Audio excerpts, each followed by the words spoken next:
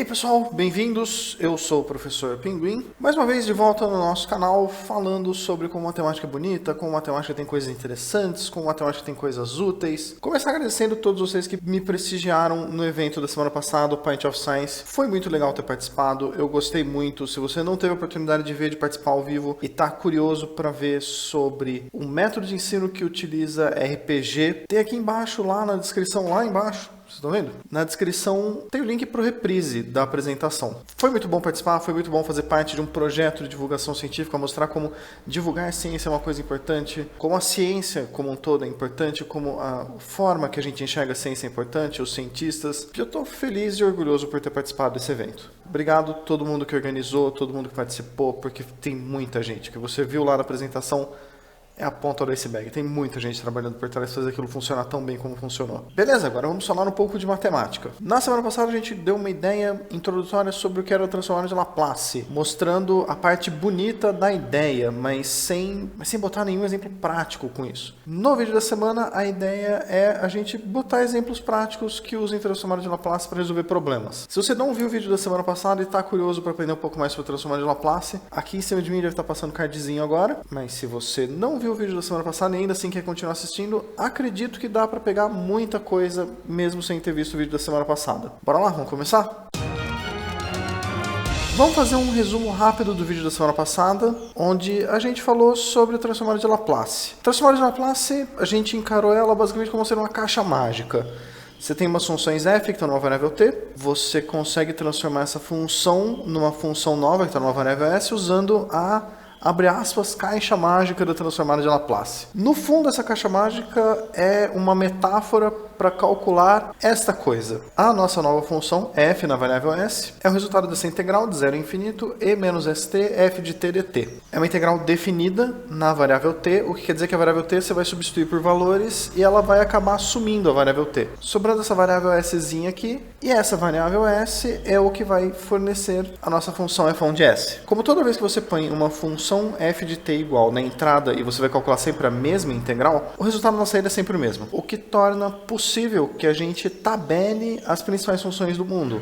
Polinômios, seno, cosseno, exponencial, combinações delas, somas, produtos. E essa tabela é conhecida, sim, ela é fácil. Se você pegar, digitar no Google lá, transformada de Laplace, tabela, imagens, vocês vão achar várias tabelas com vários níveis de complexidade, algumas com demonstração no meio, algumas mais completas, algumas menos completas, algumas com coisas a mais. E esse é um exemplo de tabela de transformada de Laplace. Eu coloquei aqui as principais funções, constantes, polinômios, exponenciais, seno, cosseno, polinômio vezes exponencial, polinômio vezes seno, exponencial vezes seno, exponencial vezes cosseno, e algumas propriedades. Se você souber a transformada da função, você pode calcular a transformada da derivada dela em função da transformada anterior. Mesma coisa para a derivada segunda, tem uma propriedade parecida. Essas aqui usam uma coisa chamada função degrau, que pelo menos nesse canal não foi vista ainda, não vou estressar com ele nesse vídeo. Bem, começa aqui, que é chamada função delta de Dirac, que também não vai ser tratada nesse vídeo, mas ela tem uma transformada de Laplace, é uma coisa que já está tabelada e é conhecida. A transformada da soma é a soma das transformadas, a diferença da transformada é a transformada das diferenças, e qualquer constante multiplicando você pode jogar para fora. Como eu tinha 19 coisas que eu queria colocar, e 19 é um número primo, então ou eu faria 19 linhas uma coluna, ou 19 colunas uma linha, ou eu botava 20 para um pinguim aqui, bonitinho, porque pinguins são bonitinhos. Com essa tabela aqui, que até esse momento você já deve ter tido tempo de pausar e printar se tiver vontade, a gente pode pegar e começar a resolver problemas práticos, envolvendo equações diferenciais e usando a transformada de Laplace para resolver elas. Vamos começar com um problema clássico da física que é resolvido usando equações diferenciais,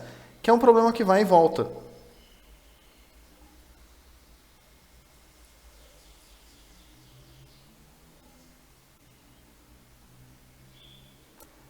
Hoje o Luke decidiu, em vez de fazer uma pergunta, fazer uma gracinha e fazer que ele era coisa que vai e volta. Mas Luke, você não é um problema. Você é divertido, assim, os vídeos ficam melhores com você. Várias perguntas que você fez fizeram os vídeos fluírem. Você quer fazer alguma pergunta hoje? Ah, beleza. Valeu, Luke. Então vamos falar do nosso problema que vai e volta, que é um problema de molas. Aqui é a parte meio chata do enunciado do problema, que é basicamente dar os nomes para as coisas. Se você tem uma massa que tem m de massa, está presa a uma mola que tem uma constante elástica k, e tem uma constante de amortecimento gama, e ela está presa a uma fonte que aplica sobre ela f de t newtons de força em cada instante de tempo. Que a ideia é que você vai aplicar força, mas em cada instante de tempo você pode variar. Você pode ter um motor que fique indo e voltando dando força. Você poderia ter uma força constante. Alguém vai lá, pendura uma massa de, sei lá, 100 gramas e aí você vê quanto isso vai fazer movimento na mola. Ou você pode ter uma força crescente de alguma coisa que vai puxando cada vez mais conforme o tempo passa e ver como fica isso. E se você tem uma posição inicial y0, uma velocidade inicial v0, a pergunta é como você determina uma equação que te descreve qual é a posição do objeto andando sobre a mola, oscilando com a mola, em função de qualquer instante de tempo que você tenha. A primeira coisa que a gente faz é criar um modelo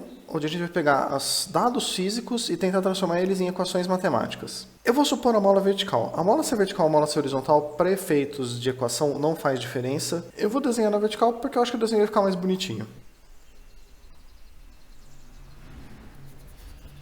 Então aqui a gente tem a nossa massa já presa à mola e eu vou supor que nesse desenho essa é a nossa posição de repouso. A posição de repouso é a posição na qual a mola fica parada em equilíbrio sem aplicação de nenhuma força. Essa é a posição que a gente chama de posição y igual a zero.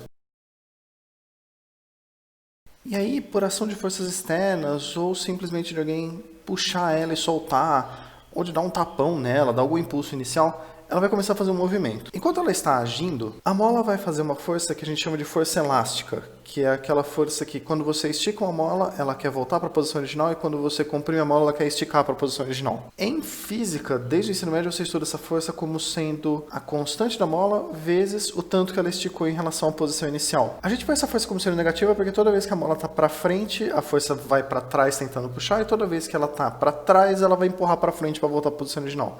Como se gira sempre oposto, a gente apresenta essa força como menos kx. Além disso, a gente tem uma força de resistência. Essa força de resistência ela é um composto entre atrito, resistência do ar, talvez até mesmo a característica da mola, que perde a flexibilidade. Essa força de resistência ela é sempre proporcional à velocidade, basicamente porque ela vem de você ter contato com ou chão ou partículas de ar quando você tem resistência. Quanto mais rápido, mais partículas, mais resistência você encontra. Ela é proporcional à velocidade, mas como a força de resistência é sempre contrária ao movimento, a gente também representa ela como menos. Além disso, a gente tem aquela força externa, daquele motor que poderia estar dando energia para o seu sistema. Essa força eu vou representar ela simplesmente como F1 de T. Beleza, dito tudo isso, a gente vai usar um negócio chamado segunda lei de Newton, que é aquilo que no ensino médio era força resultante igual massa vezes aceleração. A força resultante vai ser todo mundo que ajuda o movimento menos todo mundo que atrapalha o movimento. No caso, o F1 está ajudando o movimento e a força elástica e a força de resistência estão atrapalhando o movimento. Eu vou pegar os negativos e para ficar mais fácil, eu vou pegar os negativos, jogar de um lado e os positivos do outro. E esta coisa acaba sendo a nossa primeira equação para trabalhar. Já foi falado no nosso vídeo mais de uma vez, em mais de um evento, e tantas vezes que eu nem sei aonde eu botaria referência de um cardzinho passando acima de mim, que a velocidade é a derivada da posição. E já foi falado menos vezes, mas ainda assim já foi falado nesse canal, que a aceleração é a derivada da velocidade. Com a velocidade derivada da posição, a aceleração é a derivada segunda da velocidade. Isso torna possível que a gente escreva todas as variáveis de aceleração, velocidade e posição em função só do y, deixando esta equação, que só tem y como variável, porque a massa, a constante gama, a constante elástica k e o FO de T são todos conhecidos. Então a gente só tem uma variável que tem derivadas, então vai ser uma equação diferencial, porque a gente quer saber a função que tem derivadas nessa equação. Juntando a posição inicial que é conhecida e a velocidade inicial que é conhecida, isso é uma equação diferencial que a gente pode tentar resolver usando o transformado de Laplace. Tudo bem que nesse caso não está óbvio, porque a gente tem só variáveis. Parece que a gente está só fazendo a sopa de letrinha com m, gama, k, y0, v0, y. Seria muito mais fácil se a gente pudesse fazer um exemplo com números. Eu posso, porque sou eu que mando nesse canal. Então vamos fazer um exemplo com números. Vamos tentar determinar a equação que vai descrever o movimento de uma massa de 1 kg presa em uma mola sem atrito. É o primeiro exemplo, eu não vou botar coisas muito difíceis, que tem uma constante elástica de 4 newtons por metro e é solta 2 metros a partir da posição natural. Pegando esse modelo que a gente já deduziu, a gente não precisa deduzir ele de novo. Substituindo os dados que a gente tem neste problema, a massa é 1, a constante gama é 0, porque ele não tem atrito, a constante elástica é 4, e como não tem forças externas, porque ela só é solta, o F1 é 0. A posição inicial dele é 2 metros a partir da origem e a velocidade inicial dele é 0, o que nos dá esta equação para resolver com esses dados iniciais. Vamos resolver elas usando o transformado de Laplace. Eu vou chamar de y maiúsculo a transformada de Laplace da função yzinho, que é uma notação que faz muito sentido, considerando que a gente chamava a transformada de Laplace da função f' como uma função f'. E a ideia é aplicar a transformada de Laplace dos dois lados da equação. Consultando aquela tabela, a gente pode substituir todos os valores aqui das transformadas em Laplace. Y no ponto 0 e Y' no ponto 0 são dados do nosso exercício. Eles valem respectivamente 2 e 0. E como nosso objetivo era descobrir o y, eu vou isolar o y nessa equação, que é uma equação de polinômios, que era o que eu defendi muito no vídeo passado. Transformar de Laplace é bom porque você pegou um problema que era totalmente abstrato e transformou ele numa equação de polinômios. Só que isso não é resultado do problema. Isso é transformar de Laplace do resultado do problema. Mas como a gente tem a tabela, a gente pode consultar e ver qual função cuja transformada de Laplace é 2s sobre s² mais 4. Olhando a nossa tabela, a gente tem esta aqui que está em destaque. Se fosse s sobre s² mais 4, basta a gente trocar o a por 2 e isso seria o cosseno de 2t. A transformada de 2s sobre s² mais 4, a gente precisa combinar com essa propriedade, que você pode jogar constantes multiplicando para fora. A função cuja transformada de Laplace é 2s sobre s² mais 4 é 2 vezes o cosseno de 2t. Está resolvido. Esse é só um exemplo rápido de como você pode usar transformadas de Laplace para resolver equações diferenciais. Tudo bem que não é a equação mais complicada do mundo, mas porque o objetivo era só mostrar como é possível você usar transformadas de Laplace, que você tinha uma equação diferencial com derivadas, você consulta a tabela e transforma ela numa equação de polinômios. Virou polinômio, você consulta a tabela de novo para voltar ela para a variável original que você queria. Faz muito sentido que a gente tenha um movimento desse estilo, porque a gente tem um movimento que é sem atrito,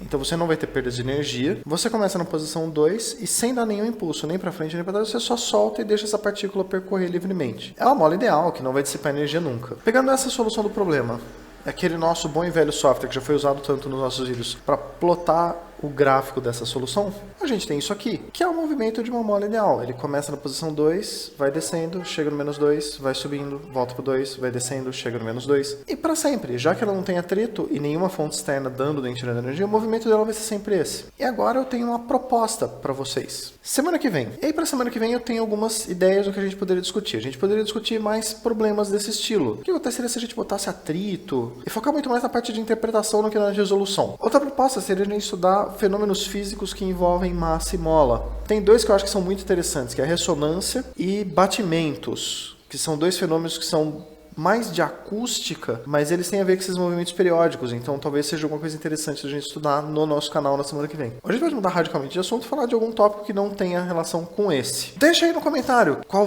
tema você acha que é mais interessante ver na semana que vem. Ou se você preferir, você também pode mandar nesse e-mail aqui. Lembrando vocês que eu também sou professor, eu dou aulas particulares, e você pode comentar também não só sobre o vídeo da semana que vem, você pode comentar sobre o vídeo da semana, sobre o vídeo da semana passada, dar ideias de temas, dar sugestões de coisas que vocês queiram ver. Por hoje era isso que eu tinha planejado falar para vocês. Eu espero que vocês tenham se divertido, espero que vocês tenham gostado, espero que vocês tenham talvez aprendido alguma coisa nova ou pensado em uma coisa diferente de algum tópico que você mesmo já sabia. E ainda no espírito do Pint of Science, se você achou isso interessante, divulgar a ciência é sempre uma coisa legal, divulgar a matemática como uma coisa que é bonita, como uma coisa interessante, também é uma coisa que é legal, vale a pena falar sobre isso. Então, se você tem algum amigo que conhece, que está interessado, mostra esse vídeo para ele. Mostra o canal para ele, tem coisas interessantes. Eu acho que eu já perdi a conta, talvez a edição não conte de novo, mas eu acho que já tem mais de 5 horas de conteúdo aqui. De verdade, espero que vocês tenham gostado desse vídeo. Vejo vocês e eu vejo vocês na próxima. Obrigado pela companhia, pessoal. Fiquem bem e até lá.